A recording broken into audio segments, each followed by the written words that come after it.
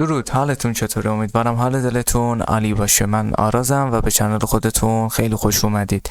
اگر ماشین بازی و به دنیای ماشین و ماشین بازی علاقه داری و میخوای بدونی که تو دنیای ماشین بازی چه تو ایران و چه تو جهان چه اتفاقاتی افتاده، جای درستی اومدی. بدون مقدمه و معطلی بریم سراغ اخبارمون. خب، خبر اولی که حالا برای من خیلی جالب بود، یه کانسپتی که از پژو P4 اومده، یه همکاری مجدد بین مرسدس بنز و پژو، که البته این طرح فقط صرفا یک طرح گرافیکی و یک کانسپته و هنوز تولید نشده و اصلا خبری از این که قرار تولید بشم هم نیست. حالا دلیل این که همچین خودرویی مثلا طراحی شده برای چی؟ خب برمیگرده به قدیم که در زمان خیلی گذشته پژو با همکاری مرسدس بنز اومدن یک ماشین برای ارتش فرانسه، بیشتر میتونیم بگیم، تولید کردن که بدنه و شاسی متعلق به مرسدس بنز جی کلاسه، اما موتور رو حالا بعضی قطعات مال خود پژو و پژو تولید میکرده اونو. مثلا موتور دیزلیش هست که مال پژو 504 و گیربکسش هم که مال پژو 604 که خب همون طوری که گفتم مال ارتش بوده و اون زمان این مرسدس بنز جی کلاس به عنوان یک خودروی نظامی تولید می شده. اما الان که جی کلاس به عنوان یک خودروی لاکچری و نمادی از موفقیت و ثروت محسوب میشه، الان داره تولید میشه، مخصوصا گفتن که حالا اگه قرار باشه پژو P4 دوباره تولید بشه و با سبک طراحی جدید پژو که شما ملاحظه میکنید، اون زبان طراحی سه خطش که المانی از اون نماد پنجه شیر هست تولید بشه، چه شکلی میشه؟ که خب میبینید یک طراحی واقعا جذاب و جسورانه‌ای داره، ترکیب رنگاش خداست و من خودم خیلی خوشم اومد از طراحی بیرونیش، مخصوصا عقبش خیلی جذابه و طراحی داخلیش هم که میشه گفت که درست همون مرسدس بنز جی کلاسه، اما لوگوش حالا متفاوته. حالا اگه قرار باشه تولید بشه، حالا شاید یه سری آپشن هم نباشه. البته صرفا فقط یک ایده است و یک کانسپت و معلوم نیست حالا تولید میشه نمیشه. حالا نظر شما چیه؟ به نظرتون این پژو میتونه به عنوان مثلا یه نسخه تولیدی خوب عمل بکنه یا نه همون جی کلاس رو بیشتر ترجیح میدید؟ تارا V4 هم قیمتش مشخص شد. تارا V4 که با موتور EF7 پلاس میخواد این بار تولید بشه. تارا توربو مجهز به پیشرانه EF7 پلاس TC هستش که ایران خودرو از این موتور همونطور که میدونید روی ریرا و دنا پلاس هم استفاده میکنه. پس میشه گفت با توجه به وزن پایینتر تارا نسبت به دنا و ریرا، میتونه این نسخه توربوش یه نسخه خیلی پرشتاب‌تر و در هر حالت میشه گفت بهتر از محصولات دیگه باشه. حالا باید ببینیم که این قیمتش حالا چنده. تارا V4 اتوماتیک با موتور EF7 پلاس با قیمت 1,856,000,000 تومان قراره به فروش بره که پول کمی هم نیست متاسفانه. حالا مهم نیست دیگه، قیمت همینه دیگه. ویژگی هایی که حالا این ماشین داره این شکلیه که بعدن حالا سدان خانوادگی کوچک محسوب میشه. یه پیشرانه EF7 پلاس هم که داره، اینجا گفتیم. حجم پیشرانش 1.7 لیتریه. گیربکسش اتوماتیک 6 سرعت است. تعداد سیلندر و سوپاپ هم که 4 سیلندر و 16 سوپاپه. حد اکثر قدرتی هم که این موتور تولید میکنه 160 دست به بخاره. حد اکثر گشت آورش هم 240 نیوتن متره و طول عرض ارتفاعش هم که خب اینجا مشخصه. اینا حالا یک توضیحات پیش پا افتاده است. حالا من زیاد به این موارد علاقه ندارم، شما رو نمیدونم، ولی خب نظرتون در مورد این نسل جدید این ماشین چیه؟ با موتور EF7 پلاس و با قیمت 1,800,000 خورده تومن به نظرتون ارزش خرید داره یا نه؟ البته خب طبیعتا کلا هیچ کدوم ارزش نداره، ولی خب دیگه حالا شما تو کامنت ها برام بگید. نسل بعدی مازدا 3 با سبک طراحی جدید کمپانی مازدا قراره حالا تولید بشه، ولی خب این حالا صرفا یک تصویر گرافیکی و رندره، حالا واقعیت نداره. این مازدا 3 که حالا تو صفحات مجازی هم خیلی باب شده، طراحیش میشه گفت شبیه طراحی کراسوور مازداست که همون مازدا CX-5، نوع فرم چراغ‌ها، جلو پنجره و عقب خودرو مخصوصا شبیه به همون خودروه. اگه بخوایم فرض کنیم که این خودرو یعنی مازدا 3 جدید ما قراره با همچین ظاهری تولید بشه، شاید میشه گفت نمای داخلیش هم یه همچین چیزی باشه که یک نمایشگر بزرگ داره و حالا امکاناتی هم که از این قبیل هست. کلاسترش دیجیتاله و حالا غربیلک فرمونش هم که به همین صورته.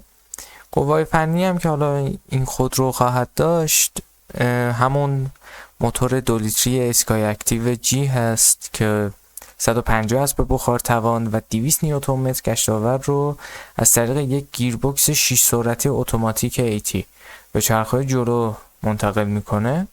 میتونیم بگیم که حالا اگه این مازدا با همچین ظاهری و با همچین قیافه حالا تولید بشه، خیلی میتونه بگم شانس بزرگی داره تو بازارها. البته تو ایرانم بیادم فکر کنم طرفدار خاص خودش هم داشته باشه. شما چی؟ شما این مازدا رو با این ظاهر جدیدش دوست دارید یا باز همون مازداهای قدیم بهمن موتور رو بیشتر ترجیح میدید؟ KGM قراره توسط هرمس خودرو به ایران بیاد.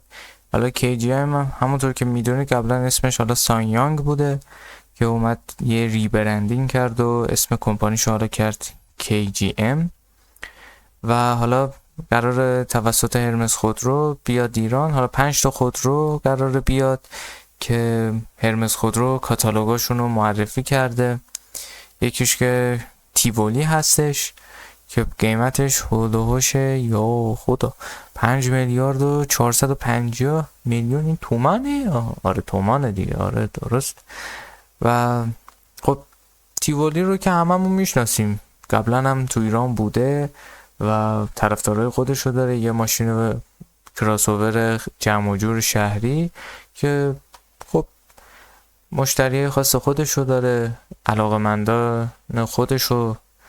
کلا یه ماشین خانوادگی کم حجم با یه تردد حالا روزمره و اینا، میشه گفت گزینه خیلی خوبیه. مشخصات فنی هم که داره، موتور 1.5 لیتری TGDI 163 اسب بخار قدرت و گشتاور 280. گیربکس و انتقال قدرتش هم که حالا 6 سرعته اتوماتیک.